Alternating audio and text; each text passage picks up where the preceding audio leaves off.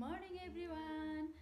आज चाहिँ नयाँ वर्ष 2082 सालको सुरुवात भएको छ। आजबाट सबैजनालाई चाहिँ नयाँ वर्षको धेरै धेरै शुभकामना। स्वस्थ रहनुहोस्, व्यस्त रहनुहोस्, मस्त रहनुहोस्, सधैँ खुसी रहनुहोस्। हामी सासूबारीको तर्फबाट हजुरहरू सबैजनालाई धेरै धेरै शुभकामना। अनि आज नयाँ वर्षको दिन चाहिँ मम्मीले के गर्दै हुनुहुन्छ मम्मी? आज त कटहरको सब्जी बनाउने। कटहरको तरकारी। अब आज मम्मी त मासु खानुहुन्न, कटहरको तरकारी, कटहरको सब्जी पकाउन चाहिँ रेडी गरिरहेका छौँ। कटहरको सब्जी अनि तिते करेला, साग, दाल दाल है। अब यस्तै हो। आज चाहिँ हामी नयाँ वर्षमा के गर्छौँ हजुरहरूलाई पक्कै पनि देखाउनेवाला नै छौँ। यहाँ चाहिँ म सब्जी बनाउन लागिरहेको छु। फेरि पनि सबैजनालाई ह्याप्पी न्यू इयर। जहाँ हुनुहुन्छ खुसी भएर परिवारसँग ह्याप्पी न्यू इयर मनाउनु होला।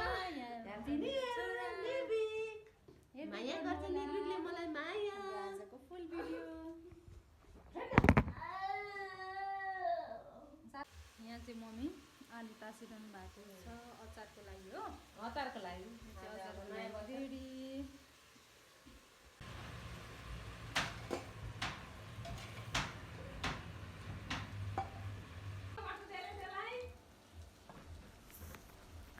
अनि यहाँ पाक्दैछ करेला। अनि आज चाहिँ नयाँ वर्षको दिन हाम्रो घरमा चाहिँ बिहानै हाम्रो बाँदरजी के भन्छ हनुमान भनिन्छ कि हनुमान हो ल बाँदरलाई हनुमानै भन्छन् होला। हनुमानजीले चाहिँ दर्शन दिन आउनु भएको थियो। कहाँबाट आउनुभयो थाहा भएन है।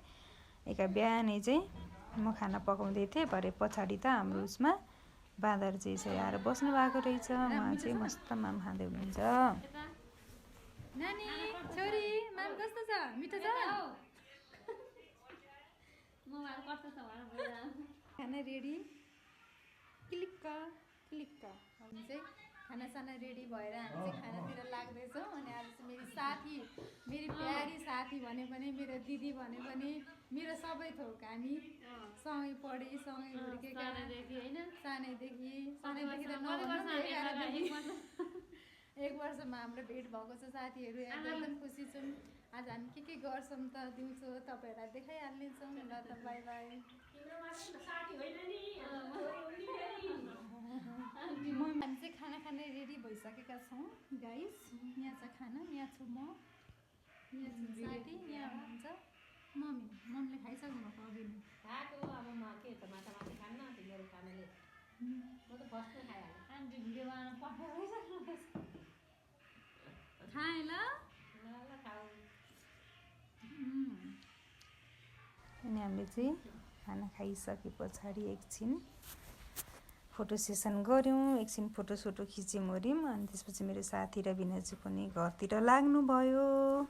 अनि हामी पनि एकछिन बस्यौँ गफसफ गऱ्यौँ। अनि अब बेलुकाको लागि के खाने त भनेर चाहिँ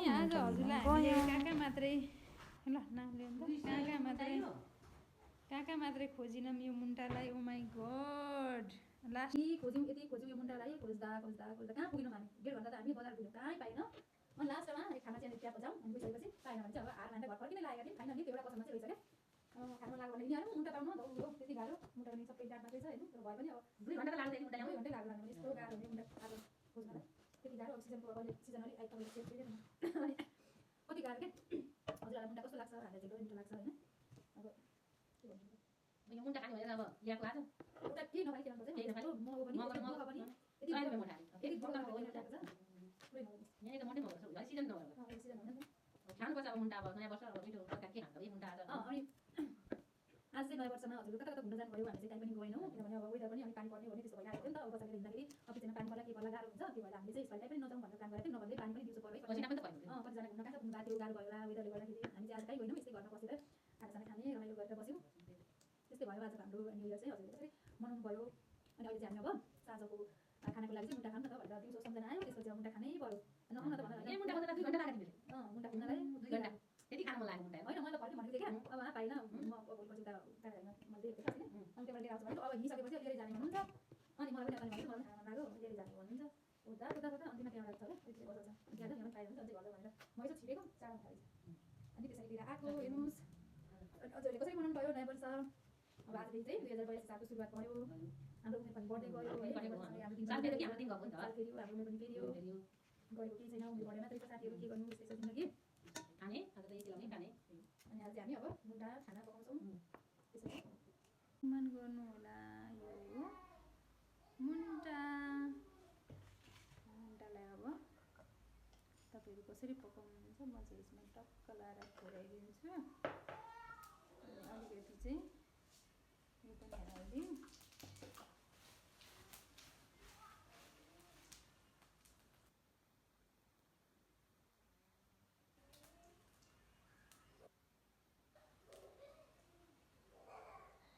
सानो तर फल्न आउँछ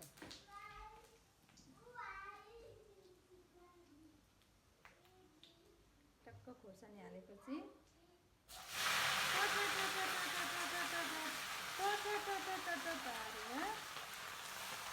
हाम्रो मुन्टा रानीलाई हालिसकेपछि टक्कसँगले यसलाई चलाउने म त्यसरी नै पकाउँछु साथीहरू तपाईँहरू कसरी पकाउनुहुन्छ कमेन्टमा लेख्नु होला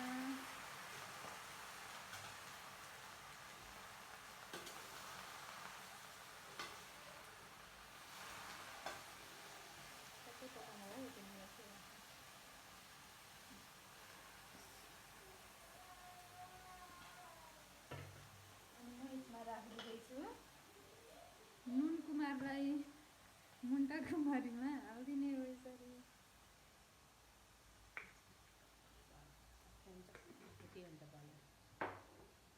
चर्को हुँदैन यो यसो गरेर चलाइसकेपछि सबैमा चाहिँ मिल्छ मिलिसके पछाडि कस्तो हुन्छ हेर्दै गर्नु होला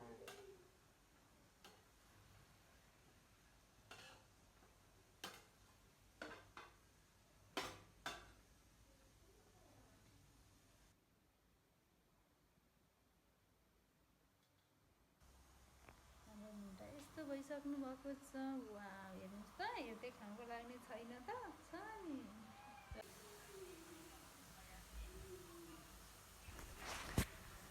मुन्टा पनि फाइनल्ली पाकिसक्यो अब खानाको लागि हामी रेडी भयौँ अब यहाँ मैले पसिवरी सर्भ गरिसकेको छु अब हामी खान्छौँ ल आजको भिडियो कस्तो लाग्यो मन पर्यो भने लाइक कमेन्ट गर्नु होला अनि नयाँ हुनुहुन्छ भने सब्सक्राइब गर्नु होला थ्याङ्क यू मुन्टा र भात होइन त मुन्टा र भात आज